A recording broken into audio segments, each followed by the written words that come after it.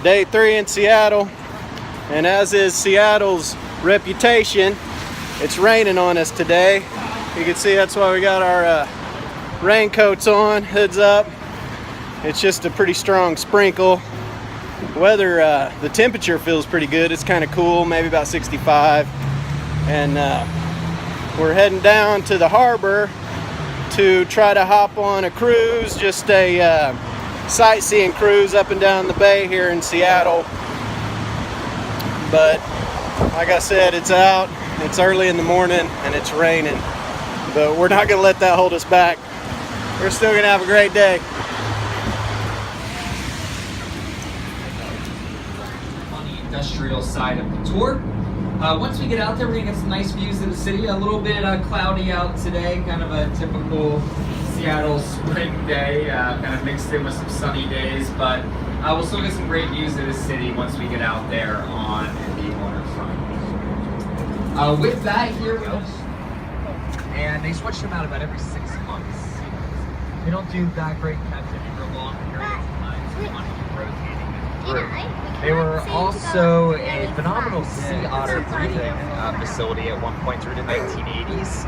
So they also have a facility just to the side of the aquarium in the outdoor portion where they have some of those sea otters on display. So you can check out and kind of walk around their enclosure. They usually come up to the glass and they're very interested in you as well as you watching them. So they're kind of fun to see. But all kinds of great wildlife there that you find out here in the Seattle area. So kind of cool. So they spend a large portion of their time in the classroom learning all things in the maritime world, from navigation to boat technology stuff and all of that, deck technology stuff.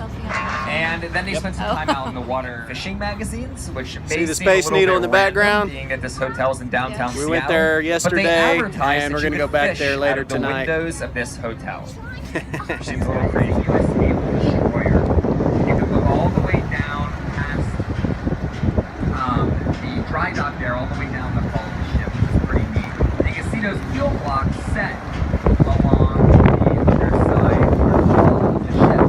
So basically, if you're wondering how they get these giant ships in the dry dock here, they have to submerge those dry docks 800 feet or so, and then they would literally spend weeks loading a ship. Shoremen out there loading boxes and crates and barrels and everything, the cargo. Huge ships they have down here. To every hold, and it wasn't the quickest way to do this. It took a very long time, and you had to do it pretty much by manpower.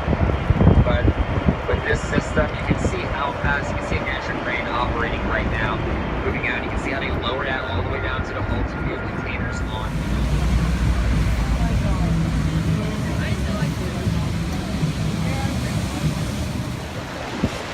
Of course, no trip to Seattle would be complete without going on a rainy day to one of the literally over 150 Starbucks they have in this city. My daughter likes it. I hate Starbucks. So are we gonna find it soon?